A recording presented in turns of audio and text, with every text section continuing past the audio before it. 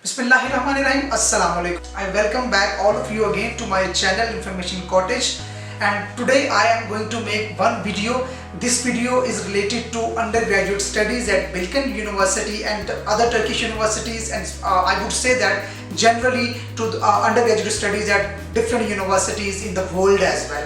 Recently, I made two videos about undergraduate studies, one based on A levels and the other based on 12 years of education in our FSC Faculty of Science in Pakistan. The main criterion for your enrollment at Bilkent University for the undergraduate studies is the SAT examination. So many people don't know what actually the SAT examination is. So I again bothered Hassan Ijaz, so he will explain completely what actually the SAT examination is, how you can prepare for the SAT exam, how you can register for SAT exam, and how important this SAT examination is for your studies on 100% or 120% scholarship. So let's go towards Hassan Ijaz. He will explain each and every detail about the SAT examination.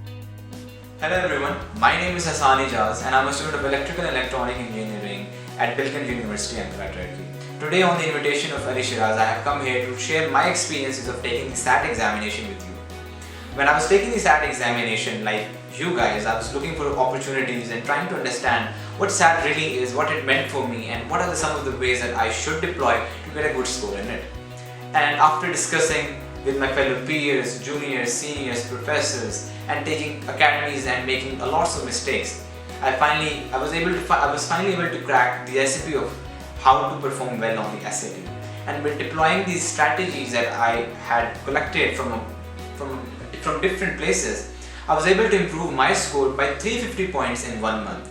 And some of my friends who use the same strategies and the same learning material and resources were even able to get perfect scores.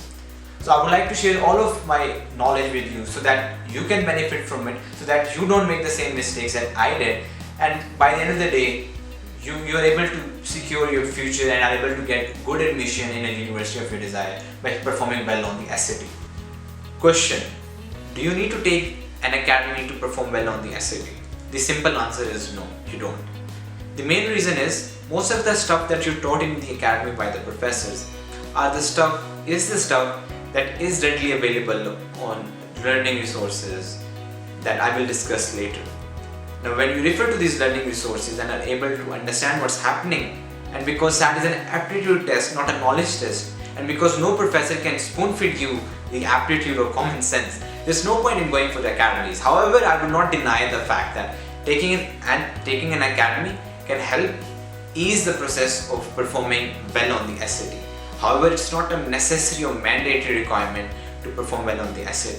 Please recognize that on the brochures that you see on these prestigious academies where they've shown that people are getting these perfect scores, realize that most of these students are gap year students, and most of these students are at the times taking SAT for like 4th or 5th time as well. So considering this, I would strongly urge you to not pay those hefty fees if you can't afford that. But if you can, you should go for it, but don't expect that by the end of the day you'll be benefiting a lot from it, provided you're not working hard and back at home. Now let's discuss what this SAT exam really looks like. The SAT exam comprises of 1600 points and it is divided into two subsections, the mathematics section and the English section, each comprising of 800 points. The mathematics section has two parts, non-calculator and calculator, both of which comprising 400 points. In the non-calculator part, as the name itself suggests, that you cannot use the calculator. And in both of these parts, in the mathematics section, what you are tested are on basic mathematics skills. And the topics covered are most of the topics included in the mathematics section is the material that you have studied in high school. And even if you haven't, the other extra material can be covered easily in 2 and 3 days at max. Having discussed the mathematics section, let's move on to the English section. The English section has two parts, writing and reading. Like the mathematics section, each subsection has 400 points.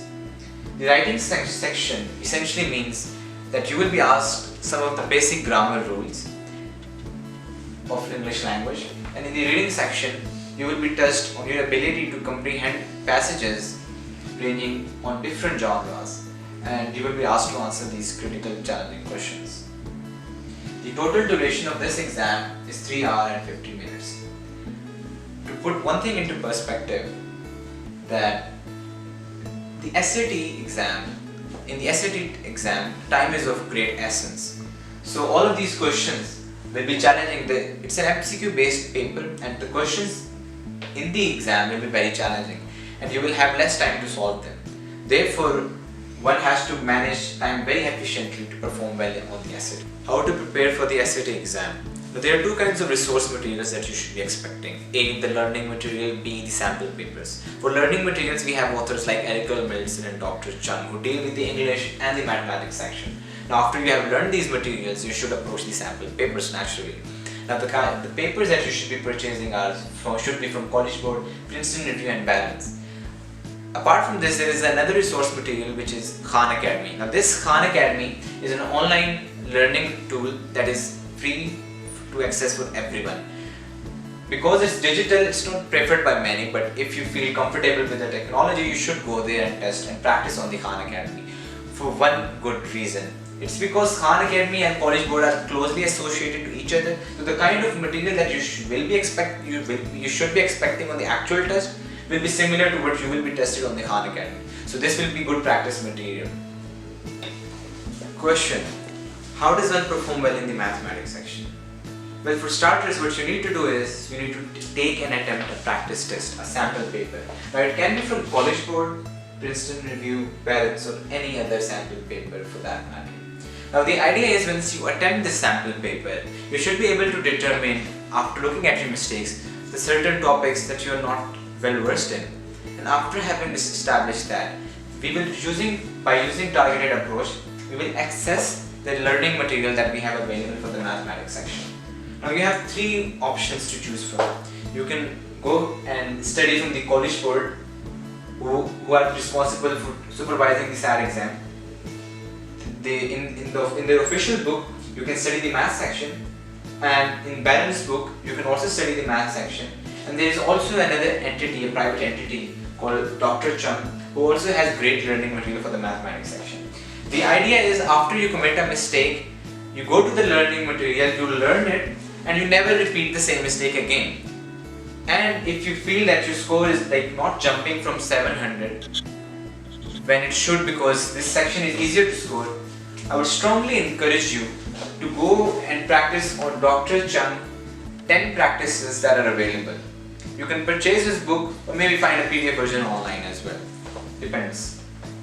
The point is, the only way you can expect to improve the score in the math section is, as I stated, do a practice test, access the learning material, understand how you made the mistake, why you made the mistake, and make sure it never happens again. If you're able to do this, then trust me that you will be heading for a perfect score on the math section.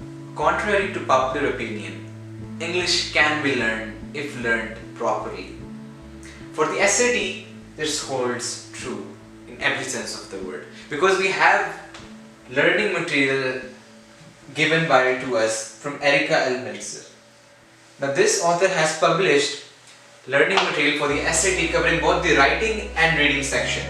And this is exactly what you should be aiming for when you're studying for the SAT English section. Because Erika L. Milson, in his writing and reading books, has done a brilliant job at explaining how one should approach each of these sections. And if you study his learning material, if you study his books dedicated to each of these subsections, you should be getting up 350 on each of these sections, despite the silly mistakes that you are making. The learning material, the resource is that good. And the idea is similar to the mathematics section. Once you make a mistake, you go to the learning material after having studied it first. You go to the learning material, revise or revisit the topic, understand where you went wrong, why you went wrong, and try to implement the idea back to the original question and make sure you don't commit a mistake. As long as you're able to do this, your score will consistently improve, and at the end of the day you should be performing well on both of these sections. I think I should clarify one thing which is very important.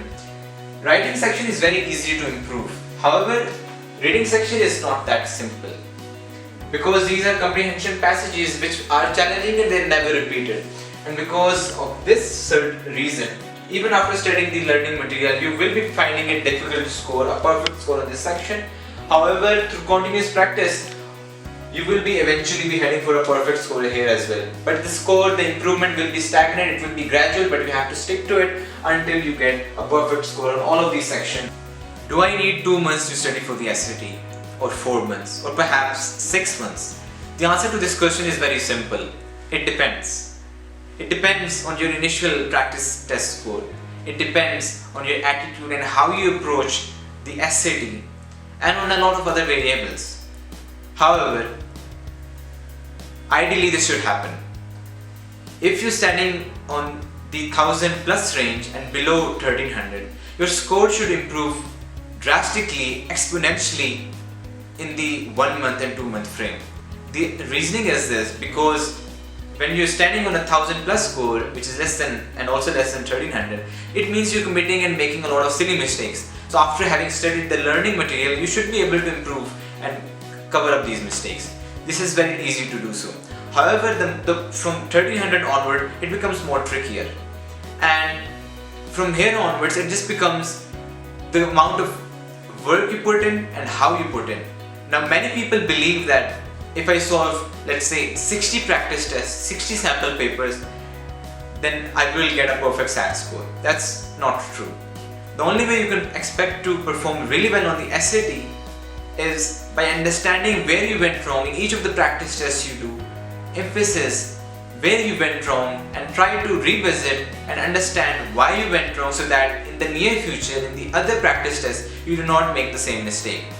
If you're doing this, ideally, in the 3 months or 2 month time frame, you should be able to improve your score by at least 200 points if you're standing on a 1000 plus score. Or if you're standing on a 1400 plus score, you should be expecting to increase your score by, let's say, 70 to 80 points. And this is for the general cases. I myself when I started for the SAT, I was standing on a 1050, and my final result that I got was 1400. So I improved my score by 350 points in a matter of 1 month. Before this, I was wasting time. I was visiting academies. However, in the 1 month, what I did was I understood what the SAT really required. It did not require for me to practice a lot of practice tests. What it did require for me was to understand where I went wrong, why I went wrong, and to really ensure that the mistake never repeated itself. As a result, my score drastically improved. How do you register for the SAT?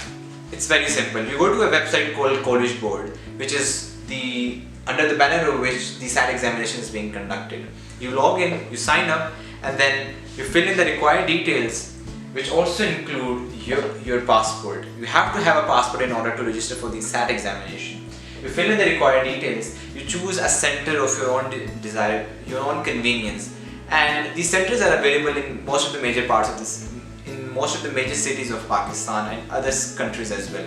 So you have to find the nearest available center to you, and then you have to register yourself to that place.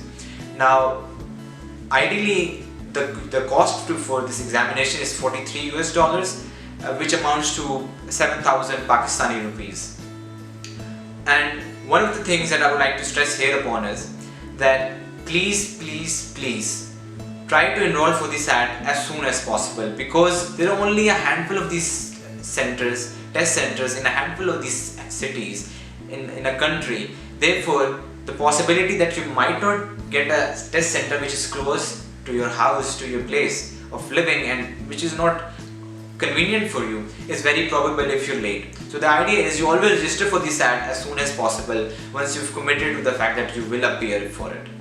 On top of that, I would like to stress that please, when you're going for the examination, have your passport with you, because most of the times it happens that students, they forget to have their passport with them, and SAT examination is a very strict examination. If you don't have your passport with you, if you don't fill in their certain set of requirements, then they will not allow you to sit in the examination. I hope that everything that I've stated up to this point is of use to you. If you have any queries regarding anything that I've stated up to this point, feel free to drop down in the comment section. Alishaz and I will be there to help you and respond to these queries. In the end, I would just like to leave you with these words that Michael Phelps said. You can't put a limit on anything. The more you dream, the farther you get.